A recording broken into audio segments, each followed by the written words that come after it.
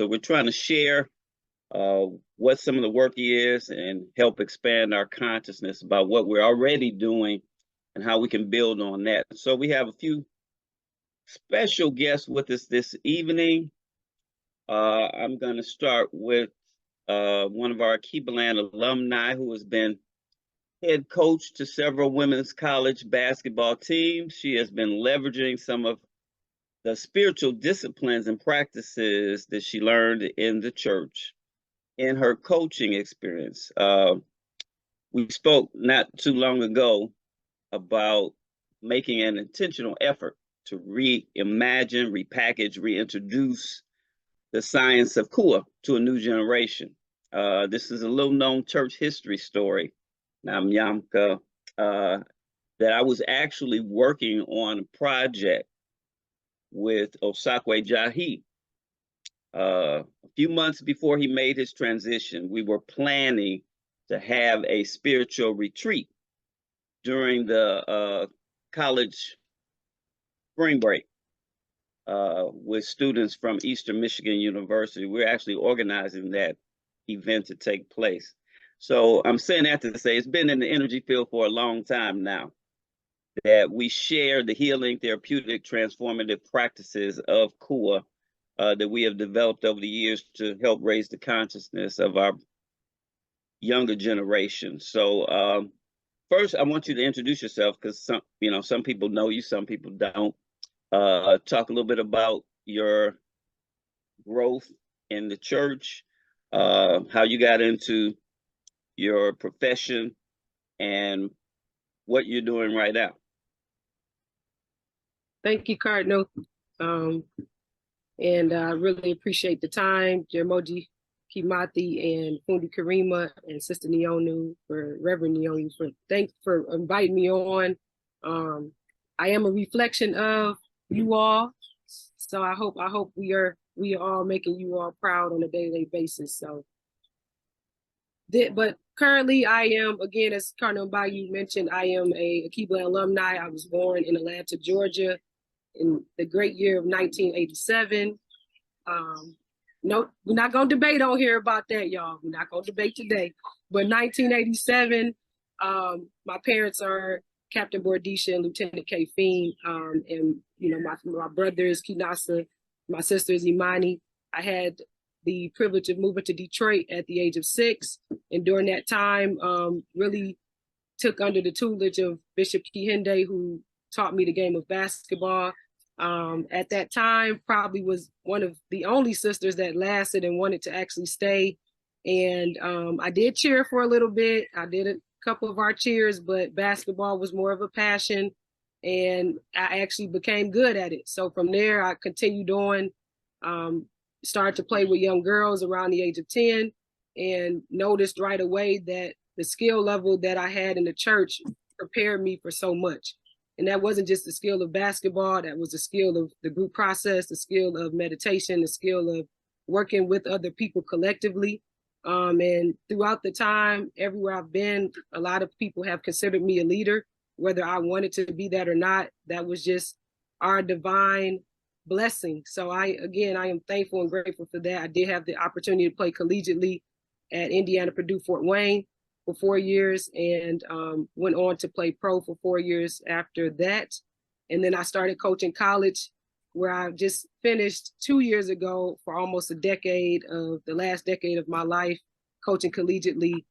And I found the energy and the spirit to want to do more. So from that, I was able to tap in to my roots, to other things that I was passionate about through coaching. I was blessed at my last job that I told her, I said, hey, coach, if I can give you 2 years if you allow me to, work on certain things to transition me out of coaching. And she did that. Amongst those things was community service, our team building, our mental toughness, mind, body, and spirit practices. So literally everything we learned in the Keebaland, I've been blessed to do that at every coaching stop, amongst actually teaching them how to play basketball. So here I am today. I started a business called Open Arms, Touch a Hand, Touch a Heart. I actually am working with the team currently in Georgia, and I'm a little tired, but Cardinal Bayou made the time to come on today to make sure that I could share with you all some of the things we are working on with the Key Blend alumni. Okay, thank you for that. So talk a little bit about the conversation you and I had when we were talking about KUA and how we can repackage it for young people today. Yes, and I'm glad that Osakwe was starting that. Everybody on this call, I'm sure, have had some type of special relationship with him, but that was definitely my brother from another. We were in the nursery together. I don't want to get emotional right now, so I'm going to stay upbeat. But that is my brother for always and forever. He walks with us every day. So just the fact that this has come back around, our conversation was that of preserving the KUA experience, right? We all experience KUA at a child's age, adolescence age. Most of us who grew up in the Kiba land probably weren't mature enough to receive what we actually were receiving. And then when we went out into the world and started to live, KUA probably was coming out in different aspects. You know, we went off to college, and a lot of us probably were doing meditations, leading our own devotionals in college, whether we knew it or not.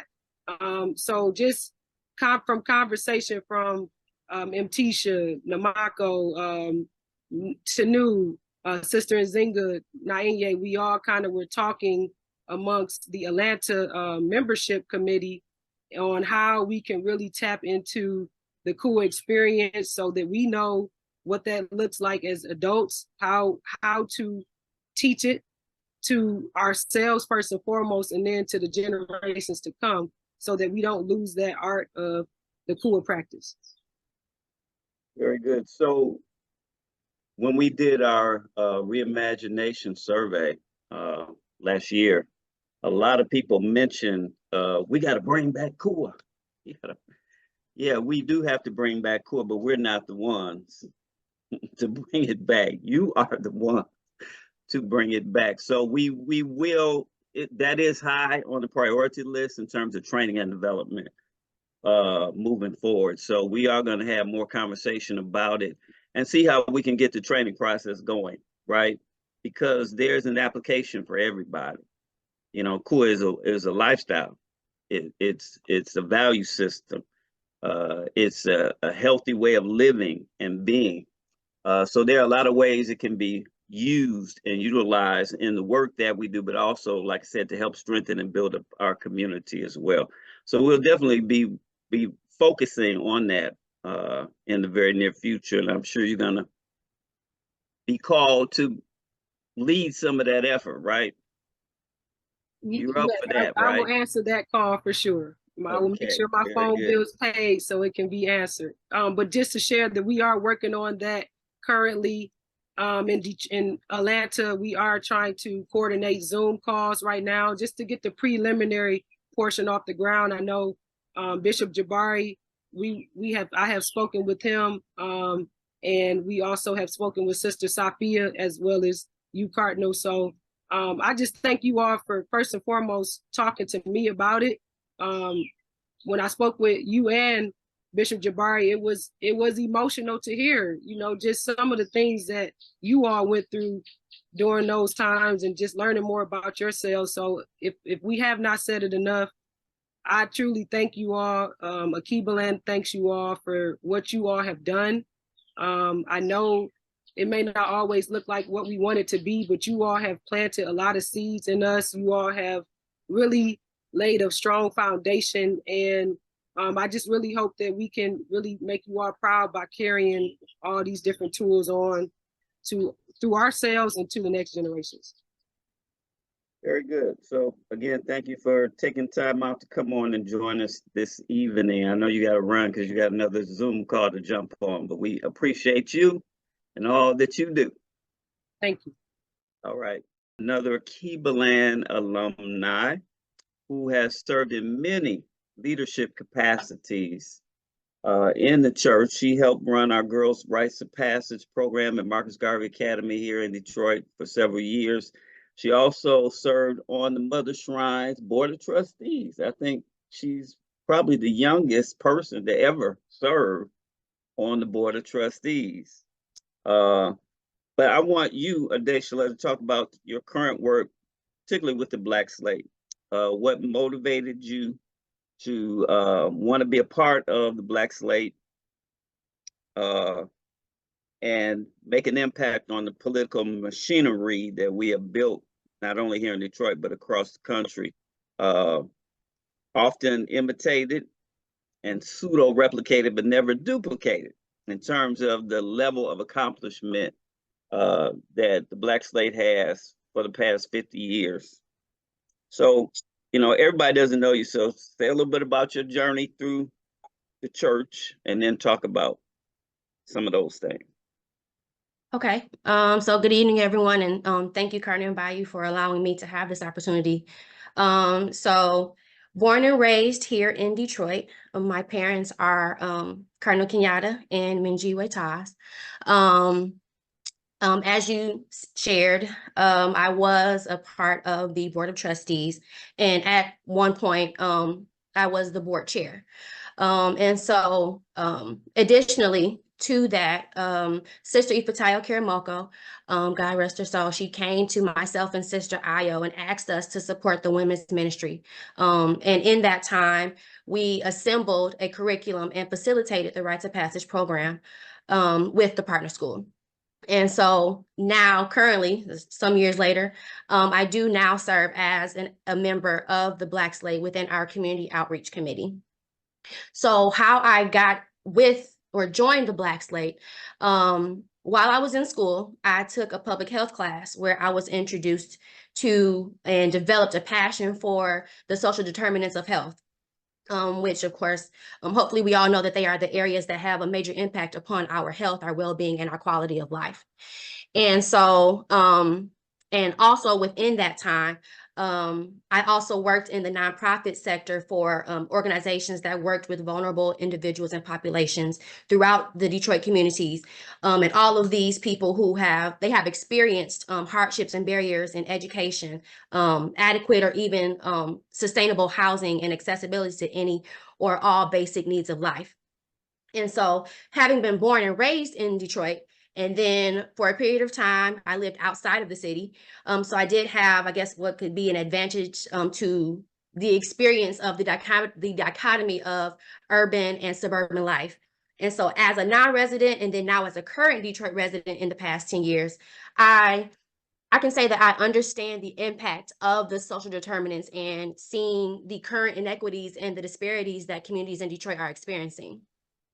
So for myself, when I think about members of my generation, millennials, we are the generation who can be idealistic, who can be versatile, who are tech savvy, focused, and ambitious. We respond accordingly when managed by results. And I can say that we are also the generation that came up and grew in the time of the internet and when texting became popular. So we are the both and group of making phone calls and sending text messages when we're transmitting information. I'm sorry, did I get off point, Cardinal Bayou, or should I keep going? No, this is part of your journey. Okay. So when it comes to the political process and the impact, I'm going to refer back to the social determinants that I spoke of earlier. And what that looks like from a low-level perspective is when we think about access to transportation, the impact of racism and discrimination, polluted air and water, food insecurity, or even the alternative of that being access to clean air, water, food, and being a part of educational systems that should provide the up-to-date textbooks and technological resources that drive young people's imaginations and their creativity and thinking critically, and going beyond the box and being a competitor versus just a consumer. So these are all examples of our rights as human beings and the rights that others may feel need to be controlled, or they make the decisions for the betterment of others. So I believe that our lives and life is not one-dimensional. There is no one way to live. There's no experience or even how to master it due to the multiple facets. And so within life, there is politics. with its many facets and all the aspects that should be evaluated, we know that it is our right to have the clean air, the water, the transportation, live in neighborhoods that we can feel safe in, and the school systems that will teach our kids the skills to either be ahead of the curve or create our own lane. The way that we live and sustain our finances, our natural environment, the careers that we have access to, how our children grow and learn. If all of these things are important, then we must choose to get involved in politics because both are essential to our survival. Politics and our politics is our sacred human right. And it should not be looked at as either or. It is a both and. Politics is also the way that policies and laws are enacted that impact our lives. Our vote should be recognized more as these are the things that are going on around us. What are you going to do about it when it comes to us talking to our political representatives? And politics, or our vote, is our way of holding those people accountable rather than only putting people in those positions. And I would also say that I think that if we as millennials or people in generations that come after us, if we are not being exposed to these things, if we have not had a passion for it or even have been even directly impacted by a law or even a policy, then we're just living uninformed. Very good. So the Black Slate over the past 50 years has been an incubator for Black excellence in leadership. I'll say it that way. We put so many people in leadership roles and positions, not just in the church, but in the community at large. How do you see millennials, particularly in terms of their what they have to offer in terms of fulfilling a lot of these roles and positions that Gen X's and baby boomers are aging out of? You know, we have a lot of leadership voids. I think that's the point I'm trying to make in across the country, in every major city where we are. And those voids have to be filled, or else we have no representation. I mean, that's one of the issues we're facing right now in Detroit, right? We don't have anybody in Congress representing us. That's frightening. So we do have to focus on leadership development and putting, like I said, people in key places in the local and national government that are going to advocate for us. So how do you see millennials helping to fill that void? I partially can only speak for myself. I see it as what is innate within me and what I feel the need to do based upon my ethics and morals. And so I think that we are in the realm of I and me, but it can't be about what it is, how things are today. We have to look at how things will be 10 years from now. And in fact, like, we didn't think Roe v. Wade was going to get overturned. So we have to now think about, or as women, Black women, or, you know, women in general, we have to think about who we put in place, the decisions or the choices that they choose and how it impacts us. And so we have to think more 20 years down the line, and we can't be so like the microwave of wanting things instantaneously. We have to look for what it's going to look like for our grandchildren. Because I know my friends, we all have kids now, so we got to think about what our kids are going to be looking at, and what they're going to be facing. Very good. So I want, if you could say something to encourage millennials, your peers, what would you say to them in terms of the critical issues that are at stake in this 2024 election cycle?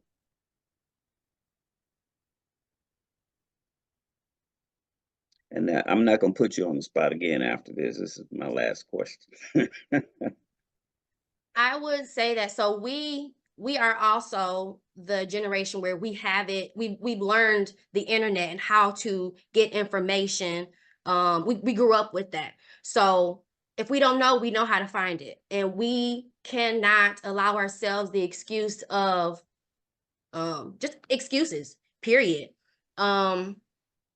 Like you said, encourage. So because one thing that I think about is my aunt, and what she used to say is, you can be a fool, but don't be no old fool.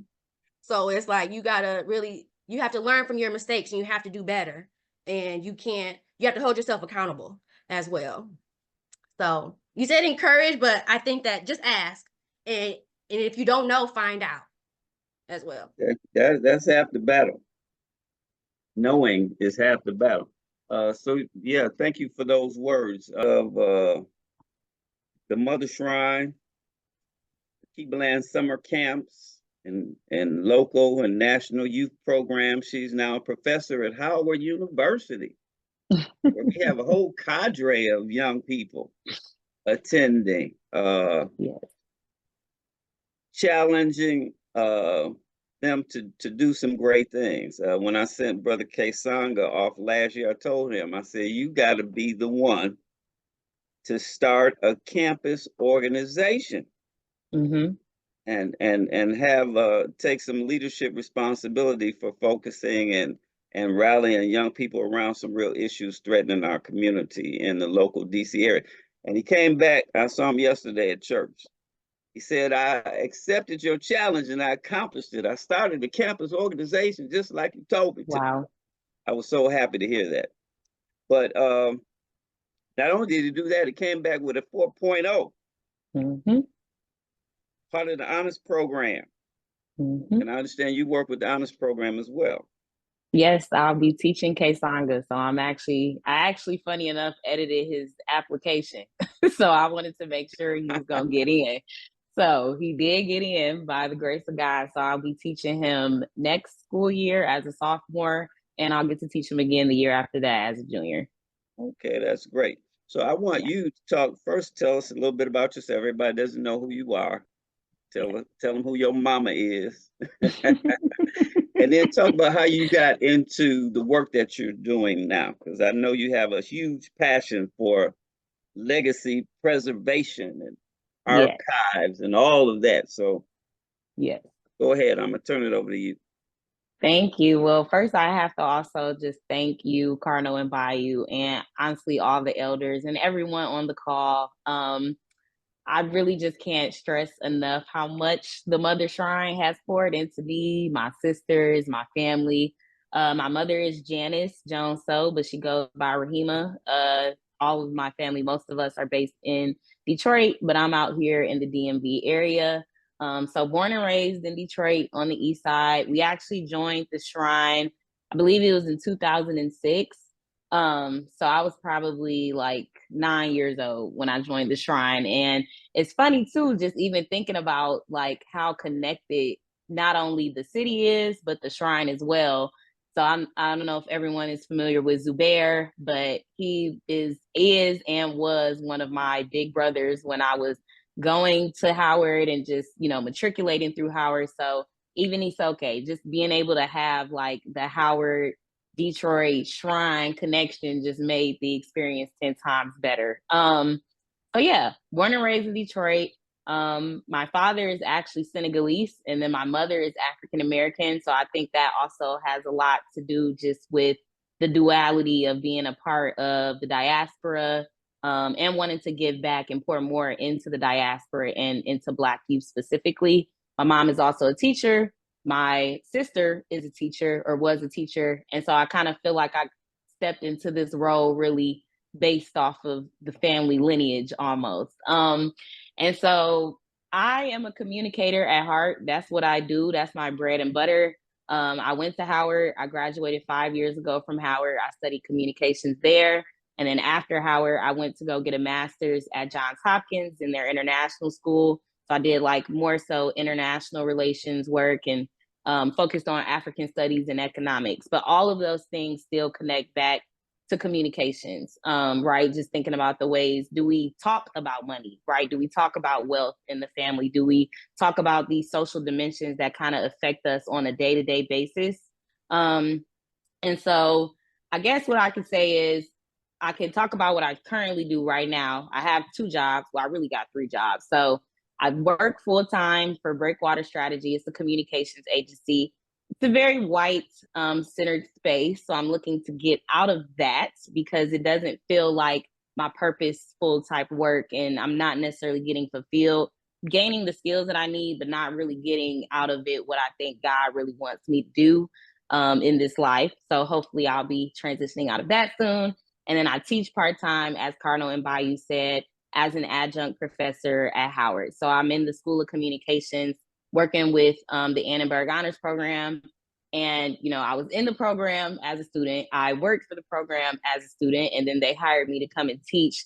And so one thing that I've realized in my life is how cyclical things are, and just, you know, the importance of developing real genuine relationships, not only with my classmates, but with my professors as well, right? Because really the reason why they hired me was because I had good relationships with people in the program, and I was a good student, and I was a good worker in the program. And so I think it's just kind of full circle moments to be able to now teach K Sangha in the program, and, you know, just also being able to mentor him along the way. Like, you know, he's about to be a sophomore now, but just being able to continue to do the things that y'all did for us and instill the values and everything that you guys instilled in us. I mean, when I graduated from Cass, I won the Jeremo Jiabebe Ajiman Scholarship. I won the Osakwe Jahi Scholarship twice, right? So all of those things, like, I think that as long as we continue to push the torch, then,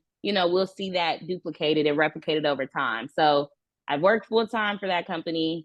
I teach part time at Howard, but then I also do freelance work, and a lot of my freelance work focuses on helping develop students, and I would say youth and young adults, skills and just how they present themselves out to the world, right? So, like, what does your resume look like? Do we need to edit that? Are you applying for undergrad? Are you applying for grad school, PhD program, law program, right? Like, really trying to allow them to exude their confidence in these applications, because something that I've noticed a lot with young people, specifically young Black people, is that we downplay ourselves, and we downplay the work that we do, and we downplay our excellence and how intelligent we are. And so I really do try to encourage and push, you know, people to exude those things through the way they present themselves and through the way they communicate and talk about themselves. So that's like the work that I do. But specifically the legacy work that Cardinal and Bayou was talking about, I actually got inspired from my mother, because she is a photographer, and I would consider her the family photographer, because she has like all of our family photos. I would say the oldest photo I've seen was going back to the early 1900s. And so just being able to grow up and see those photos as, you know, who is this? What did they do? Right. And to also get an understanding of, you know, this family member owned a business, right? And then this family member took over the business, or this family member was a firefighter, this family member did that. It kind of just also allows me to get a better understanding of who I am and who I want to become, like, as I continue to get older. So currently I did start a collective called Griot, and it's essentially, I don't know if everyone knows what griot means, but essentially it's like a storyteller. In West African culture, a lot of people have griots, and they pass down traditions of their family and different family histories. And so I started last year interviewing Black elders like 90 and up. So I actually had the opportunity to interview my cousin, God rest his soul. He recently just passed, but he celebrated his 100th birthday this year, and I got to interview him when he was 98. So we flew into Atlanta, drove down to Tuskegee, Alabama. We sat in the house that he built, and, you know, my mom set up her camera, and I just sat in the back, asked them questions, and we interviewed him. I got to interview another friend's grandfather. He lives in Trinidad, I think, Barbados. He was like 99. I got to interview another friend from Howard. Her grandmother is Jamaican, and she's 99. So really just trying to collect all of these stories. I would hope I hope to put it into a bigger work of a production, but I think, you know, my whole thing is if we do not know where we come from, we cannot know who we are. And I think the huge gap right now with a lot of young people, Cardinal, you said I was Gen X. I'm gonna say I'm millennial because I grew up in the house with millennials and I'm just a year away from being a millennial. But one thing that I have noticed is so many youth, they just don't know themselves. And it's like they don't know themselves because they don't know where they come from, and they don't know what they could aspire to. So I feel like, you know, if we could try to fill in this gap of recording history and speaking to elders, right? Like, because they're still here. You guys are here. It's not like you guys have passed on. So that's kind of like more largely the work that I'm like really interested in and very passionate about. Very good. Thank you for sharing. So you and I, when you came home last year for the holiday, we talked about legacy preservation as it relates to our church and our archives. And what I really appreciate about the work that you're doing is that you understand the value of it, right? And I don't know what it is about Black folks, but we don't like to tell our story, right? And we have so many stories to tell. Mm-hmm. And then we sit around and let Euro people tell our stories. Yeah. We have to tell our story. So that's why I really appreciate the work that you're doing as we move forward. And we started talking about this last year, right?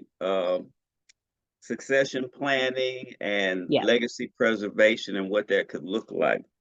Mm-hmm. So we have a huge, the church is 70 years old. We got volumes of material, of academic content, faith content, spiritual content, all of this.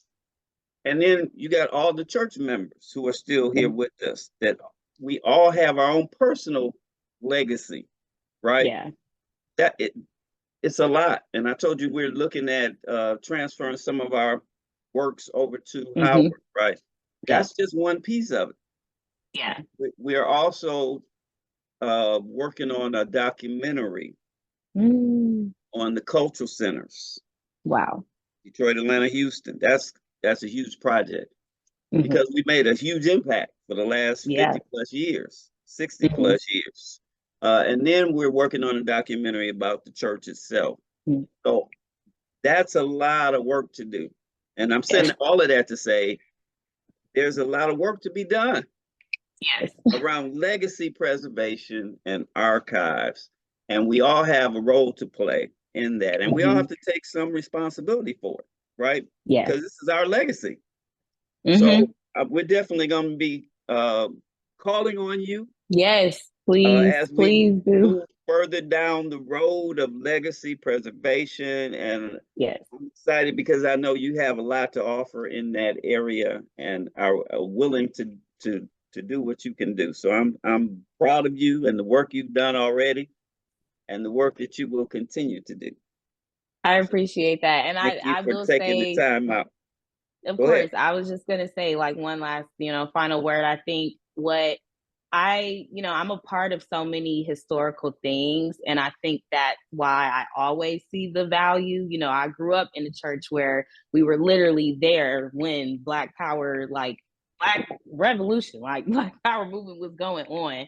I'm a part of an institution that, was founded, a part of the Freedmen's, Bureau. I'm a part of a sorority that was founded at my university. So it's like, I feel like I'm able to hear these things. I'm able to pass down traditions, and I'm able to like just really have a deep appreciation for them. And I think as long as we continue to widely spread it, we got the internet, we got social media, we have all these platforms that we can use. So, I just hope and pray that I can continue to be that vessel, especially for the youth. Like, I am the youth technically, but the youth, like 18, 19, younger, so I just pray that I can continue to do that work. And I appreciate you all so much again for pouring that love and that knowledge into us. So please let me know about the documentary. I'm trying to get into that realm of work. So I would love to help with that as well. Wonderful. Wonderful. Thank you again for joining us. So we're going to move on. We have another young man with us who's going to talk about the work that he's doing. He's actually not a formal member of the Mother Shrine, but an honorary member. He has his own Kojic family, but we adopted him as our bonus son about a year and a half ago. He runs his own nonprofit called Black, and I'll let him talk about that. And we've been partnering together on dozens of projects in the greater Detroit community over the last year and a half. And he just recently came back from Ghana with me. We took a trip to Ghana to work with the African American communities over there. But I'm not going to say too much. I'm going to let him do all the talking. So, Dexter, introduce yourself to the people. Yes, sir. It is an honor to be here, Bishop. Thank you for affording me the privilege of sharing this space. And I am aware of the power that's in the room that we're in, this digital room right now. I'm going to do my very best to be brief. I do have some slides too. I'm trying to figure out how to pull up. Let's see here. You want to share your screen? Yes, sir, if that's okay. Go I believe ahead. it's showing now. Yeah. Okay. Yes. So being very brief, my name is Dexter Sullivan. I'm a product of the beautiful city of Detroit. I grew up here when we still had snow.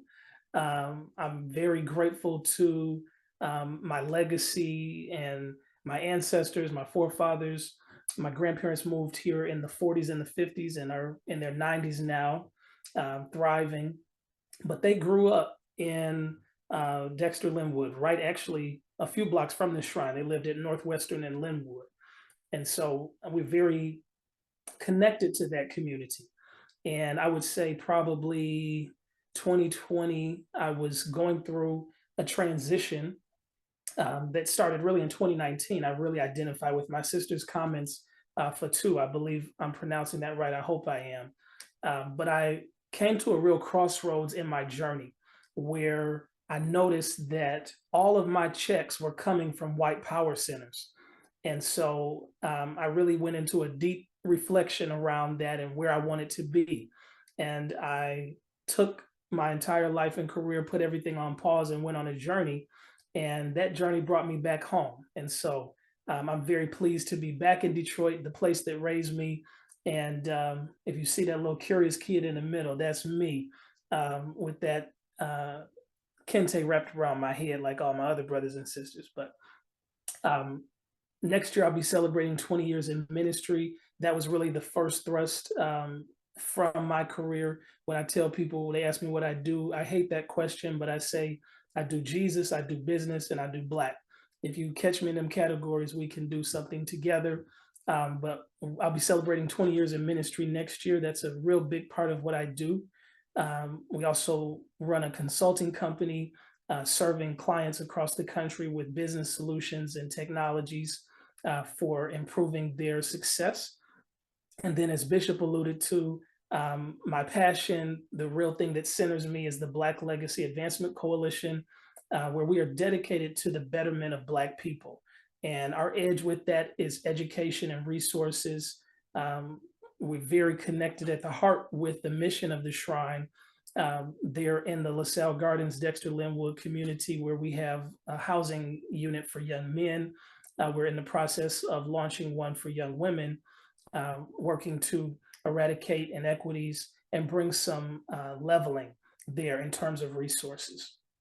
I will not go through all of this, but some of our values right at the core of what we focus on is the improvement of economic justice and community mobilization. Those are really our pillars and the ways that we achieve mission.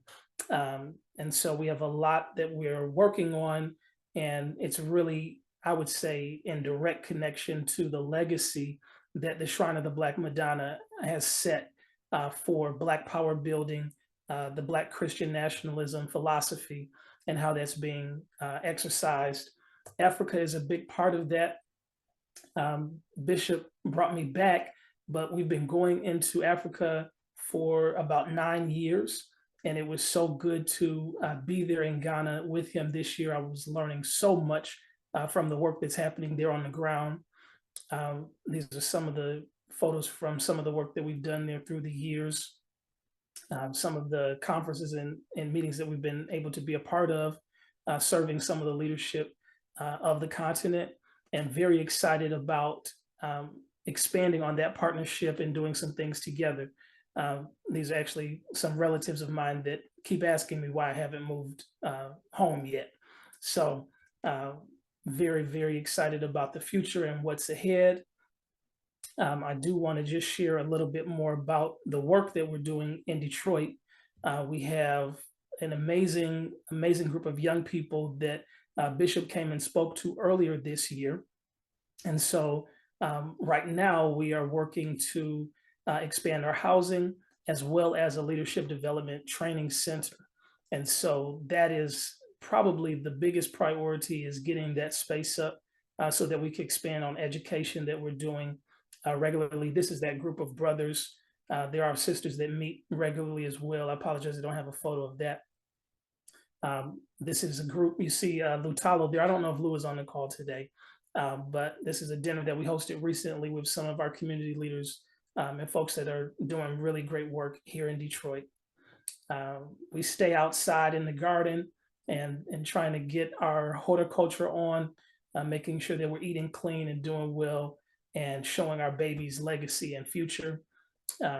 This is another photo from an outing we did here recently, but I feel like I'm just going on and on, so I'm going to get out of the way. But Bishop, thank you again for allowing us to share some space with you tonight.